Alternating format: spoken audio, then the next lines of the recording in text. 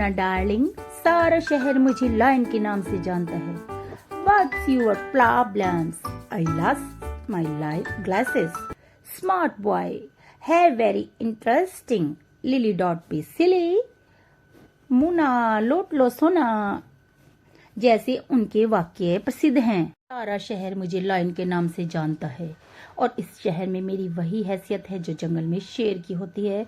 ये डायलॉग तो आपने जरूर सुना होगा गाइज, और आप समझ भी गए होंगे कि मैं किसकी बात कर। हाँ जी गाइज, आज हम बात करेंगे उस कलाकार की जिसने खलनायकी के मायने ही बदल दिए।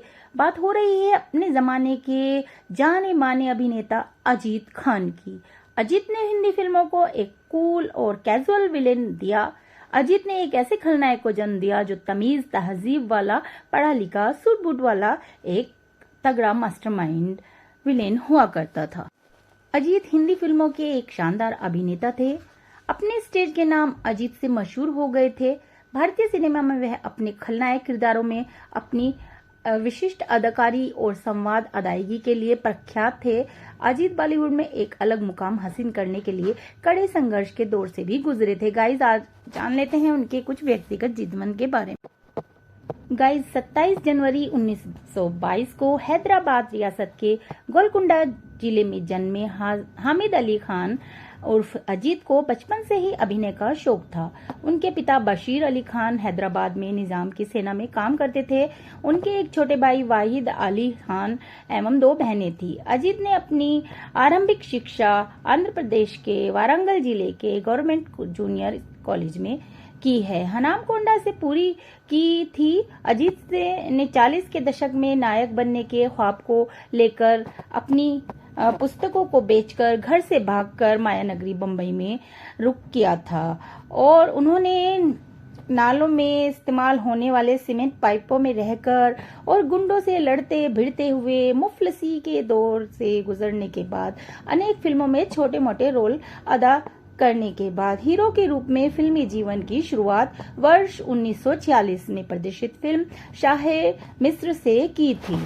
तो गाइज, उनके कैरियर पर एक नजर डाल लेते हैं। वर्ष 1950 में फिल्म बेकसूर के निर्माण के दौरान निर्देशक के अमरनाथ की सलाह पर उन्होंने अपने वास्तविक नाम हामिद अली खान को त्याग कर अजीत के फिल्मी नाम का नया चोला धारण किया था। फिर उन्होंने नास्तिक, पतंगा, बारादरी, ढोलक, जिद, सरकार, सैया, तरंग मोती, महल, स्मार्ट, तीरंदाज आदि फिल्मों में नायक के काम को किया। सर्वाधिक 15 फिल्मों में नलिनी जयवंत उनकी हीरोइन थी।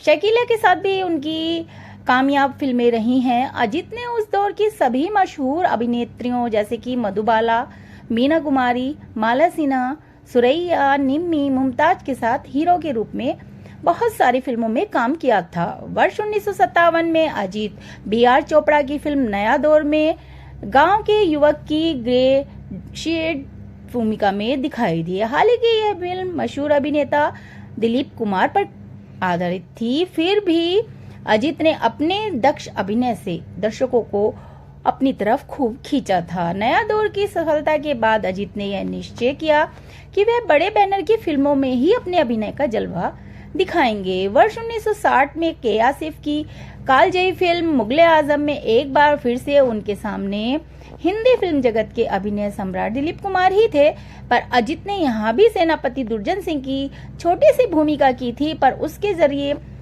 दर्शकों का दिल उन्होंने जीत लिया था। अपने हीरो के दौर की समाप्ति होने पर सन 1966 में उन्होंने राजेंद्र कुमार के कहने पर PT प्रकाश राव की फिल्म सूरज से खलनायक यानी विलेन का किरदार निभाना शुरू किया। वर्ष 1973 अजीत के सिने कैरियर का अहम पड़ाव साबित हुआ। उस वर्ष उनकी फिल्में जंजीर, यादों की बारात, समझौता, कहानी, किस्मत की और जुगनू ने बॉक्स ऑफिस पर सफलता के झंडे गाड़ दिए। इन फिल्मों की शानदार सफलता के बाद अजीत ने उन बुलंदियों को छू ही लिया जिसके लिए वह अपने सपनों के साथ मुंबई शहर में आए थे और सीमेंट के बासों में रहे थे और किस तरह से उन्होंने अपनी जिंदगी गुजारी थी वो ही जानते हैं। खलनायकी के किरदारों को जिस नफासत और तहजीब से अजीत ने पेश किया वो अद्भुत था। उनकी आवाज एक लायन की तरह बुलंद थी और पर्दे पर उनके आने से ही दर्शकों के दिल दहल उठते थे। उनका इतना रुतबा था गाइज। अजीत ने सफेद पौष खलनायकी का कभी भुलाया नहीं जा सकने वाला किरदार निर्माता निर्देशक सुबह घई की सन 1976 में प्रदर्शित फिल्म कालीचरण में निभाया। सफेद ड्रेस में जब कालीचरण में उनका किरदार आया तो लॉयन तो उनके नाम का पर्याय ही बन गया। जैसे कि इस फिल्म में उनका संवाद सारा शहर मुझे लॉयन के नाम से जानता है आज भी इतना लोकप्रिय है। इसके अलावा उनके काफी डायलॉग हैं, जैसे lily dot be silly, Mona darling जैसे जो उनके डायलॉग हैं सभी सिनेमा प्रेमियों के बीच काफी लोकप्रिय हो गए हैं और काफी मीम्स भी उन पर बने हैं। फिल्म कालीचरण की कामयाबी के बाद अजीत खलनायकी की दुनिया के बेताज बादशाह बन गए थे। फिर उन्होंने कभी भी अपने कैरियर में पीछे मुड़कर तो नहीं देखा। अपने दमदार अभिनय से उन्होंने दर्शकों की जो वाहवाही लूटी थी वो किसी नायक पर भी भारी पड़ती थी। हालांकि वो विलेन रहते थे फिर भी नायक उनके आगे कमजोर लगते थे। उन्होंने धर्मेंद्र के साथ यादों की बारात, जुगनू, प्रतिज्ञा, चरस, आजाद, राम बलराम, रजिया सुल्तान और राज तिलक जाने कितनी फिल्में उन्होंने की हैं और सभी फिल्में हिट साबित हुई हैं। 90 के दशक की शुरुआत में अजीत का थोड़ा हेल्थ का प्रॉब्लम आ गया और उनका हेल्थ खराब रहने लगी। फिल्मों में काम करना फिर उन्होंने कम ही कर दिया। वर्षों बाद उन्होंने फिल्मों में वापसी की और अपनी दूसरी पारी में उन्होंने फिल्म जिगर, शक्तिमान, आदमी, आतिश, आ गले लग जा और बेताज बादशाह जैसी फिल्मों में अपने अभिनय को दिखाया है गाइज। और दर्शकों को उन्होंने भरपूर मनोरंजन एंटरटेनमेंट दिया है, इसमें कोई शक नहीं है।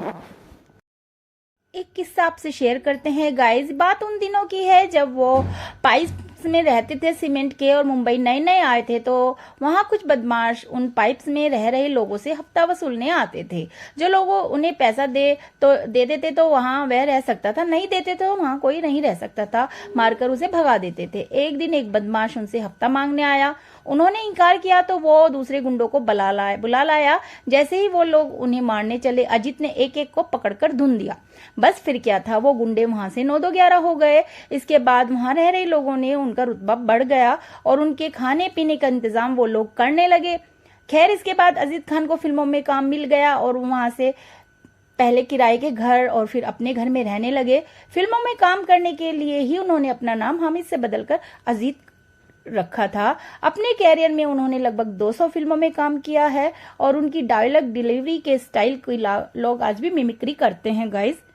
बात कर लेते हैं उनकी पर्सनल लाइफ की। तो अजीत ने 3 बार शादी की। उनकी पहली पत्नी जिससे उन्होंने एक प्रेम संबंध के बाद शादी की थी, एक एंग्लो इंडियन और एक ईसाई थी। शादी बहुत कम समय तक ही चली थी और सांस्कृतिक मतभेदों के कारण वो शादी टूट गई थी और उनके कोई संतान भी नहीं हुई थी। अजीत ने अपने ही समुदाय और समान स्थिति वाली पृष्ठभूमि की एक दूसरी महिला से शादी की जिनका नाम की शाहिदा है और उनके माता पिता सामान्य भारतीय तरीके से आयोजित की करे थे शादी को और शादी जो उनकी मृत्यु तक चली पूरी तरह से सही थी। और उनके 3 बेटों अर्थात शाहिद अली खान, जाहिद अली खान और आबिद अली खान का आशीर्वाद भी उन प्राप्त था। अजीत ने फिर तीसरी शादी की और उनकी तीसरी पत्नी का नाम सारा था। अभिनेता जयंत पिता हैं तो उन्होंने ये शादी कराई थी और उन्होंने ही पहल की थी जिससे कि उनके 2 बेटे हैं, शहजाद खान और अरबाज खान। इस प्रकार 3 बार उनकी शादी हुई है। आपको बता देगा इस 22 अक्टूबर 1998 को 76 साल की उम्र में हैदराबाद आंध्र प्रदेश में अजीत खान की मृत्यु हो गई थी। एक बात यहाँ और बतानी आपको जरूरी है गाइस। वारंगल में जब अजीत खान हामिद अली यानी कि पढ़ रहे थे तो जो पूर्व प्रधानमंत्री पीवी नरसिम्हा राव थे वो हामिद से 2 साल सीनियर थे। उसी कॉलेज में वो भी पढ़ाई कर रहे थे और जैसे कि उन्होंने अपना नाम अजीत रखा था और यह संस्कृत से लिया गया है। इसका अर्थ होता है अजय, अप्रतिरोध, नायाब। ऐसे ही वो थे और जैसा उनका नाम था।